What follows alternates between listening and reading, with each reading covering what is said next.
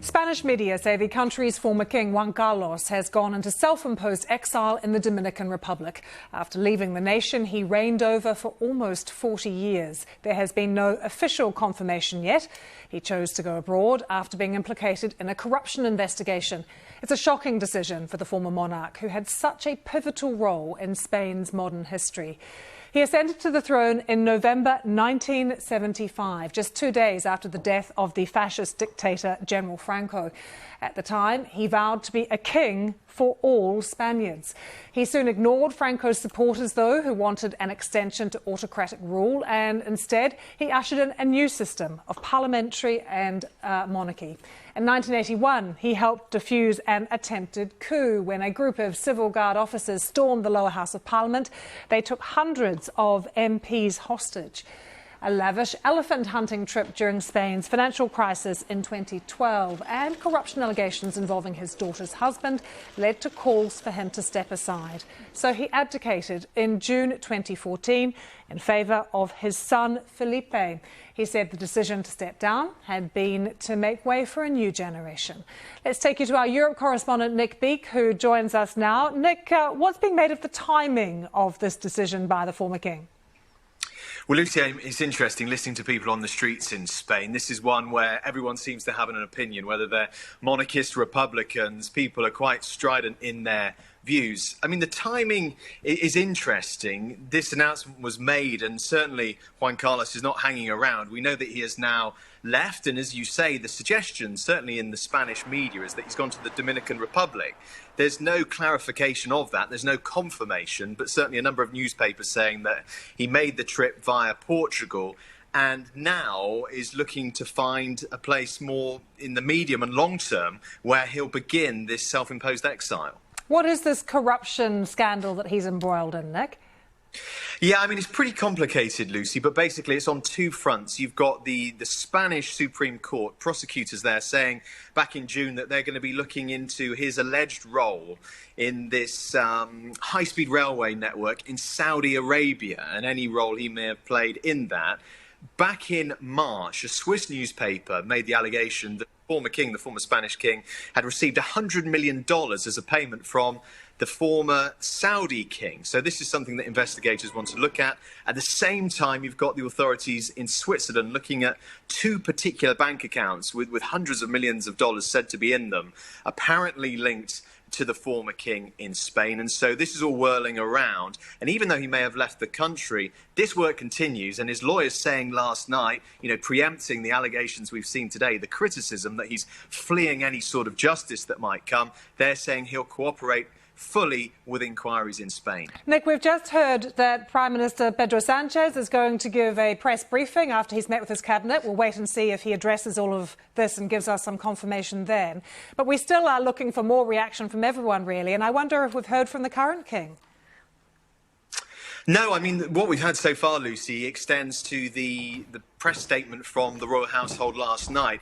I mean, interesting, if you read into that, on the one hand, the current king is thanking his dad for his historic role and reminding the country that he was a key figure, really, in bringing this rather smooth transition from dictatorship to democracy, albeit with that pretty dramatic attempted coup at the start of the 1980s. But also the current monarch reminding everyone that the country is based on the rule of law. And so, in other words, people can't evade that in any way, shape or form. So I think that's interesting. And also, of course, it's the latest attempt by King Felipe, the current monarch, to try and salvage the reputation of the monarchy after so many scandals in recent years. Back in March, a few months ago, he was saying that he won't take on his father's inheritance. And also, crucially, he said he'd stop the allowance for his father, the former king. And, that's a pretty weird inversion, isn't it, of the normal setup where a parent might stop the pocket money to a child.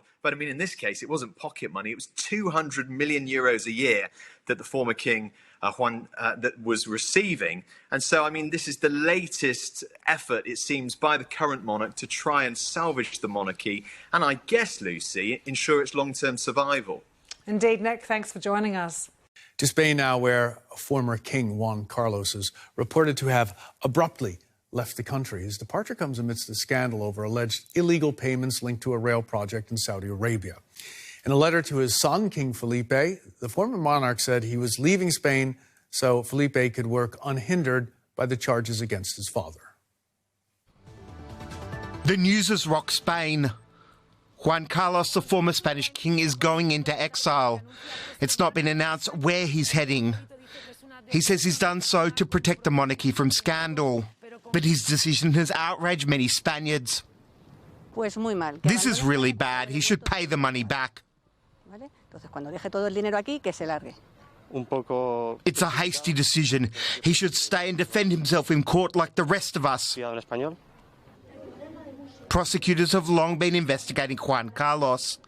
The monarch is facing accusations he took a kickback from Saudi Arabia when Spanish companies won a contract to build a railway between Mecca and Medina there.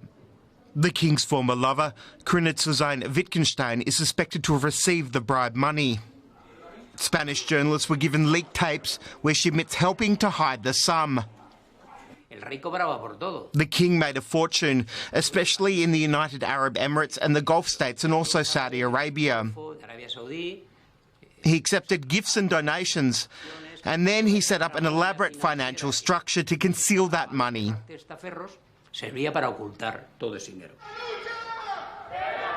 Spanish Republicans have been capitalising on the royal scandal by organising protests against the royal family. They're hoping Spaniards have had enough. The corruption doesn't just involve a few bad apples. We're demonstrating against the monarchy as a corrupt system. Juan Carlos allegedly continued to finance a lavish lifestyle with the laundered money after he abdicated the throne. He could still face charges over the matter, but now he's put a literal distance between himself and son King Felipe and between himself and prosecutors. For the very latest, we're joined by correspondent Jaime Velasquez. Good day to you, Jaime. Can you tell us why the former monarch has made, apparently, such a dramatic decision? Well, we know that this decision was taken together with his son, the head of the state, Felipe VI, and also with the Prime Minister, Pedro Sanchez. And this decision was taken actually mid-July. It was a move in order to try to save the institution as a whole because of the scandals regarding the private life of Juan Carlos I. We know that he left the country already on Sunday, but we don't know exactly about his whereabouts. The Spanish press is reporting that he might be at the moment in the Dominican Republic. Has there been any confirmation of that he's gone to the Dominican Republic, and why would he choose that location? Yeah, not an official confirmation yet. This is something that the Spanish press is reporting. Also, for example, the Portuguese press is saying that he might relocate finally in Estoril in Portugal. But right now, what we are seeing in the press here in Spain is that he might have gone to the Dominican Republic. He would stay. He would be hosted by the Fanjul family as a strong, prominent family with interest in sugarcane, and also they have some hospitality complexes. And he would stay, according to these reports, in a complex in the Dominican Republic, at least temporarily. We don't know if he will stay there for long or not, but as I said, there's not any official confirmation regarding his whereabouts. Following the end of the Franco regime, and especially in the early 80s, Juan Carlos was a unifying figure for the country. What does this development mean for the royal family and its role in Spain? Yeah, definitely. Juan Carlos I was one of the most prominent figures in Spain and was able to glue together this divided Spain. But Spain is becoming more and more polarized in the coming years, and also the figure of Juan Carlos I has been questioned lately stronger than ever, especially because of those scandals and allegations regarding the corruption. Felipe VI is trying to get as much distance as he can from the figure of his father, and the Spanish people, of course, is divided regarding that legacy that Juan Carlos I has, the role that he played in the arrival of the democracy here in Spain. Spain is divided even inside of the government. The Podemos party, which is part of the coalition government, has already requested that we should look about our system. But the Prime Minister, Pedro Sánchez, says it's not time for an institutional crisis. Okay. We are already in a health and economic crisis here in Spain. That sounds like some good advice from the Prime Minister. Jaime Velasquez, thanks so very much for that today. Thank you.